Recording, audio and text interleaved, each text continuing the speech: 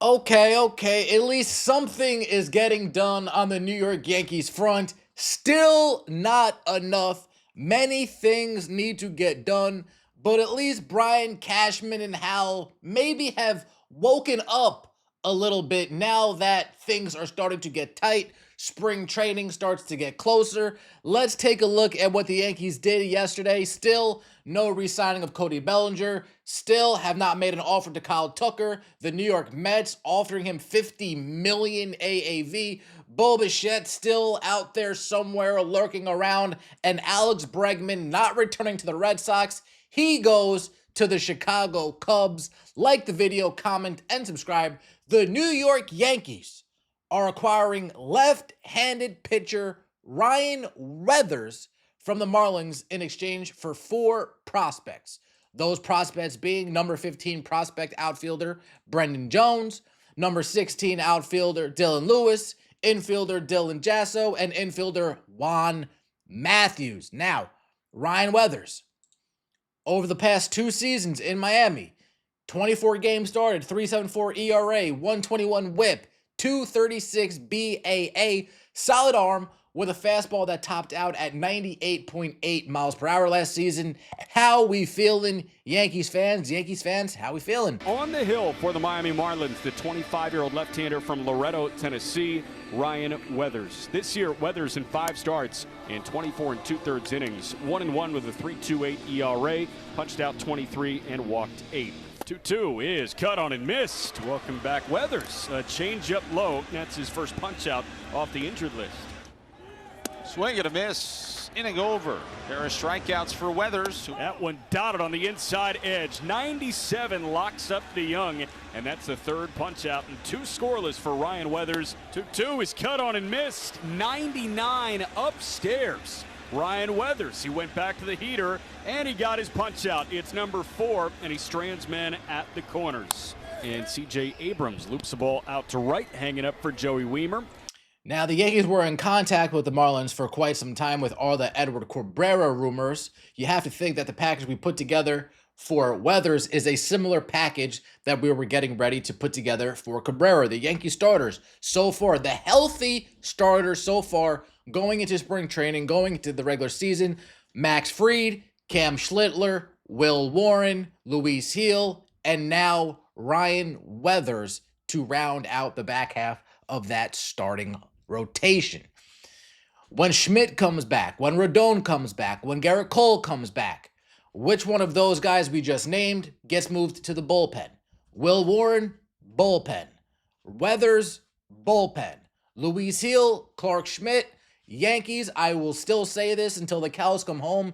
You take those two, you package them together, and you see what teams are willing to give up. You see if you can go out and get somebody from the Padres. You see if you could go out and get a Scooble, throw in a couple more prospects. You see what Pittsburgh wants for Skeens. You give some nice, high-end, relatively young starters in Heel and Schmidt, and you shop them on the deadline. It's as simple as that. You shop those 2 guys and see how you can improve, either get an A starter or improve that outfield position.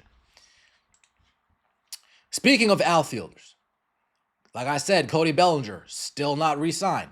Kyle Tucker, he's still floating out there. The Mets offered him a massive contract, news has. Between 2020 and 2025, Kyle Tucker and Cody Bellinger, some side-by-side stats. Kyle Tucker with a 27.4 WAR, 143 home runs, 314 extra base hits, and an 875 OPS. Cody Bellinger, at 30 years old, 13.3 WAR, 114 home runs, 251 extra base hits, 749 OPS. Would I like both? I would love both. I would love to re-sign Belly, boom, throw him on first base, bring in Kyle Tucker, boom, throw him in left field. Solves two holes with one. Ben Rice can move to catcher. Austin Wells, see you later. You could be a utility guy. That's a perfect world. That's a perfect world. Bring them both. Re-sign Cody and get Kyle. That's not happening.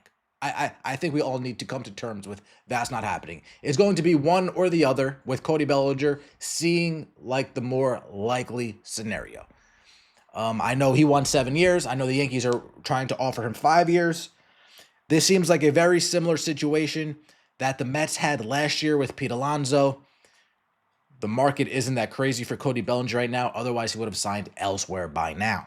I think the New York Yankees at this point are competing with themselves. I don't know if there's another true suitor that Cody Bellinger is looking at like, the Dodgers are asking very similar, just $10 million less. I don't think there's a team like that out there. I think the Dodgers may have checked their temperature, may have, sniffed around a little bit, but I don't think they're really ready to offer anything serious for Cody Bellinger. I do think he comes back to New York.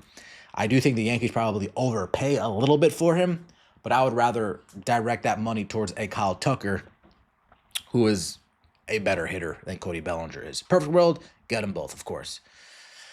This is Talking Yanks.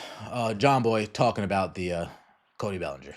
Brendan Cody reported Yankees have an offer for over $30 million per year on the table for Bellinger. He wants, they're saying 7 years, which is what we've heard. So the Yankees are saying, okay, but less years, but we'll go a little higher on the AAV. And they're saying, no, we want more. And then Heyman on Monday said there's a disagreement over length of the deal. Reiterates Yankees have offered 5 years around 155, but Boris wants 7. Yankees are considering Bichette or Tucker from the periphery. I don't know about that. Bellinger's case for 7 years is Schwarber and Bregman just got 5 years, while 2 years older than Belly. To me, all of this is like kiss and make up. I don't care. It seems like they're dancing together and still fighting, quarreling as they're dancing. And it's just like, shut up and do it. Right. I don't care about all this. Because there's nothing else about any other team in Bellinger. Like, verbally, we agree. Let's just, iron out the last 5%, which in any negotiation with lawyers and agents, that last 5% takes 5 times as long as. Now, rumors have it the Yankees are also been talking to the Cubs about Nico Hoerner. We can get Bellinger, re-sign Bellinger, go out and pick up a Nico Hoerner. I like where we're headed. I like where we're headed. I'm not thrilled with where we're headed, but I like where we're headed. I still don't like Austin Wells being the catcher. I'm not on board with that. Who's going to be our shortstop? Is Nico going to be our shortstop? Is Jazz going to go to short? What's the situation with the middle infield there? Jazz Chisholm, to me, not a winning player. His head's in the cloud. Anytime you got a guy rounding third and the ball's in your hands and your head is too far in the clouds to pay attention to what's going on, and Vladimir Guerrero does a belly flop and slides in home, that's enough for me to trade him like that. Let's see what the Yankees do to finish out their off season. Like the video, comment, subscribe. Appreciate the support.